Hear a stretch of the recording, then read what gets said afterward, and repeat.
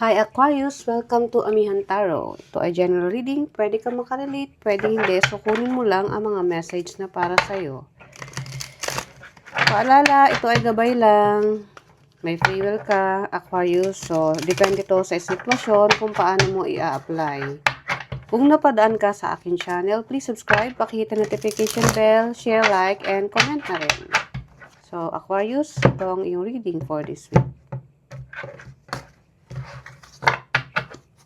Ang iyong energy, Two of Cups. Person's energy, Knight of Wands. Challenge, Seven of Swords. Future energy, Queen of Cups. And then, ang inyong outcome, Ace of Swords. Okay, Aquarius, ang iyong energy for this week is Two of Cups. Kung ano man itong emosyon mo, or pagmamahal ay nakabuos lahat dito sa person mo. Kumbaga talaga nasa kanya yung focus mo. Magtrabaho ka, kung saan ka pumunta, andiyan yung lagi mong inaalala or talagang ganun kakaloyal dito sa person mo. Ang iyong person's energy, Knight of Wands. Very passionate, very fiery. Kumbaga makikita mo yung pagiging niya, passionate niya para sa'yo. Okay. And then, ang Seven of Swords, ang inyong challenge. Medyo, actually kung sa energy lang, ikaw, pure love. Hindi ko sinasabing walang pagmamahal tong person mo. Pero Knight of Wands is, yes, andyan dyan yung desire, yung pagmamahal, yung emotion. At the same time, ito may alam mo na, hindi stable yung pagiging romantic niya.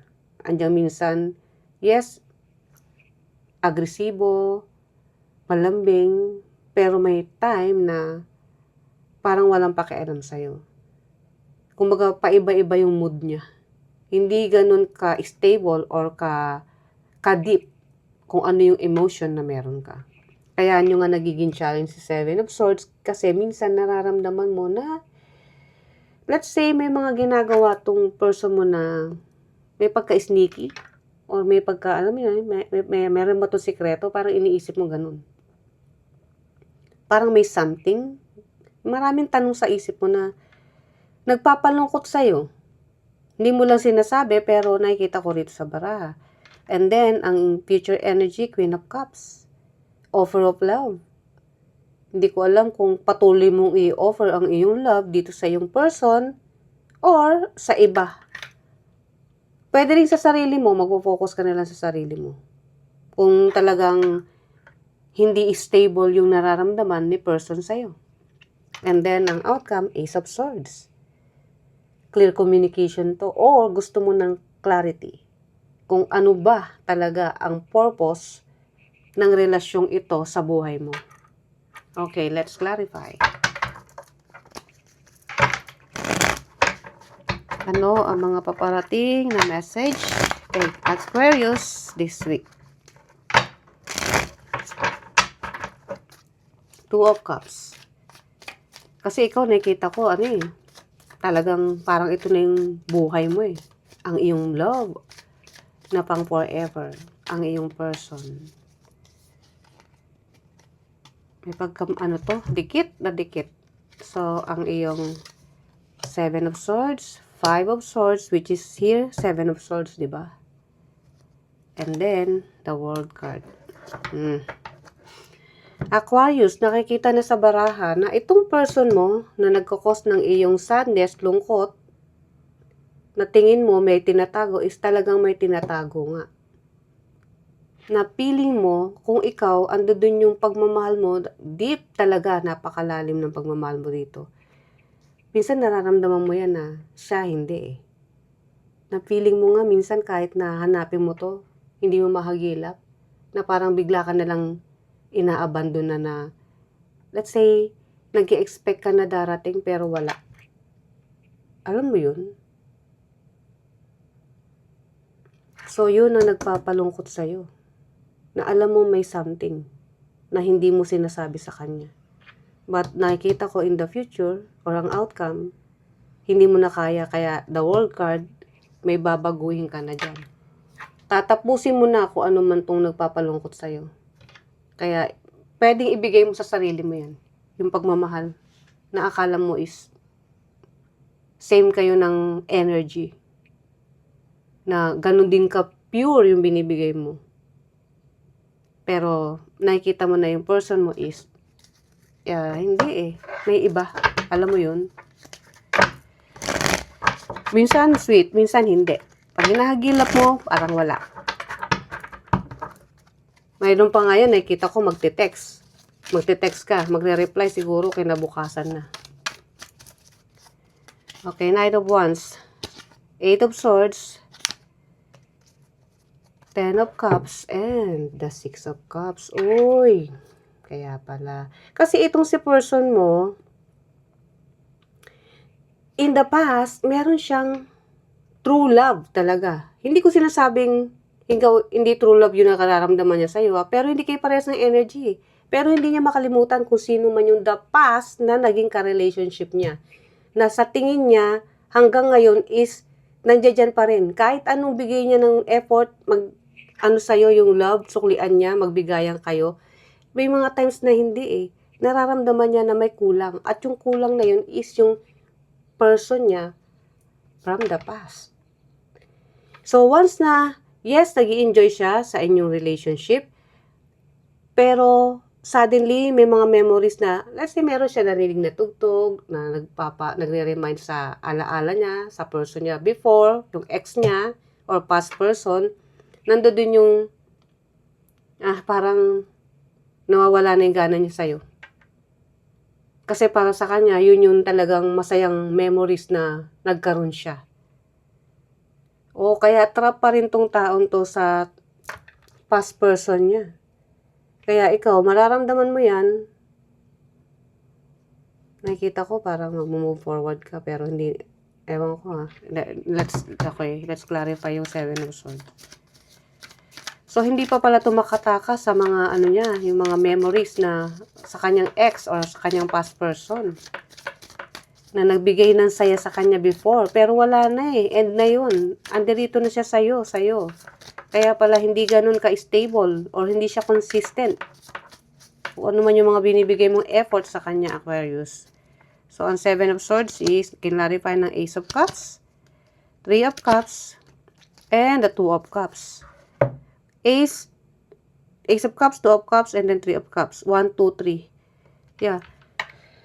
Kasi para sa'yo, kumbaga, unconditional love ang binigay mo sa taong to. Alam mo yung past niya. Tinanggap mo yan. Buong buo. Dahil sa tingin mo, past is past Kayo na ngayon. So, kung meron man kayo minsang hindi pagkakasunduan or magkaroon ng challenges sa relationship ninyo, tinanggap mo yan. Tinanggap mo siya, masaya man ang nangyayari sa buhay nyo, or may mga nararamdaman ka man na hindi niya sinasabi which is nagkakos ng sadness sa'yo, tinatanggap mo pa rin. Pero in the future, I think, sabihin mo na lang na not this time, pagod na ako. Sinusubukan kong magkaroon ng matibay na pagsasamahan, yung may equal give and take. Pero hindi ko makita. Yun ang sa sa isip mo. Hindi ko makita na dapat masaya lang tayo. Na dapat kung ano yung binibigay kong pagmamahal, yun din yung marireceive ko. At hindi nga. Dahil kung hindi, may mga challenges na nangyayari sa buhay, sa relationship na ito. Na napapagod ka na rin. Dahil nahahalata mo na hindi siya ganun ka-consistent at hindi ganun ka-stable ang kanyang emotion pagdating sa relationship na meron kayo. Queen of Cups, in the future, see? Ace of Swords ang outcome. Queen of Wands, and the 7 of Pentacles.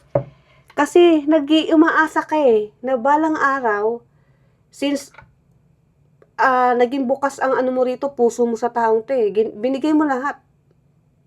Tinanggap mo siya, kahit alam mo meron siyang person from the past.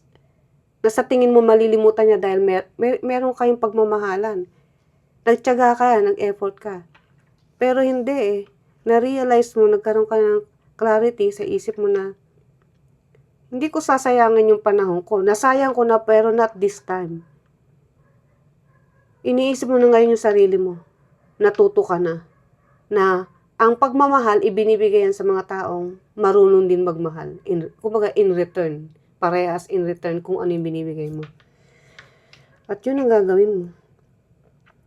Kumbaga, ang tatapusin mo rito is yung hindi ka na magsasayang ng panahon sa taong hindi makawala sa mga pangyayaring naganap sa buhay niya na sa ngayon wala naman na. So, ikaw, hindi mo na matitiis. Kumbaga, tama na. And then, Ace of Swords. Yung outcome, the Death card. See, transformation na raw. Ace of Wands. And the Judgment card. See. Sabi ko, transformation, di ba? Ending. I-end mo na, Aquarius. Ang sakit na eh. Para sa'yo, ang sakit na. Kumbaga, ando doon na yung realization na bakit hindi ko ba ito nakita dati pa? Bakit ba nagtiis ako na ang akala mo is magtutuloy-tuloy yung progreso, which is hindi pala. So, yung panibagong interest mo sa buhay na nandoon ka na magpo-focus. Kung ano yung mga inspirasyon na kaya mong gawin, na magpapasaya sa'yo, doon mo na ilang itutuon muna yung sarili mo. Para sa'yo, doon ka maghihil. Pwedeng yung inspirasyon mong mas maging better version ka ng sarili mo. I-improve mo pa yung sarili mo. Physically. Yun, doon ka magpo-focus. Yun ang nakikita ko rito. Hindi na dito, dahil alam mo na sinaktan ka. Okay, last message para kay Aquarius. Alam mo yung may pagka-martyr na energy sa'yo, Aquarius? Yun yung nag-the-end na. Hindi ka na magiging martyr. This time, yung magpapasaya na sa akin. Kung maganda, tanggal na sa'yo yun, in the longest time, yung saya ibinigay mo dito. Dahil masaya ka rin naman. Pero, yeah, may saya, pero alam mo na, yung lungkot, nandoon din, parang anino. May nakaaninong lungkot sa samahan ninyo ng taong to. Na naging klaro na lang sa'yo in the future. Magiging klaro na sa'yo yan. The key to unlocking the love you seek lies the delicate balance of give and take, where both heart are nourished and supported. Yung give and take, hindi mo nakikita rito sa person na to. That's why sabi ko nga, ibibigay mo yan sa sarili mo and then sa mga tao magbibigay ng inspirasyon sa'yo. Yung mga magsusupport sa'yo. So, Aquarius, ito ang iyong reading. I hope nagustuhan mo. See you ulit sa mga susunod pa nating reading. Bye!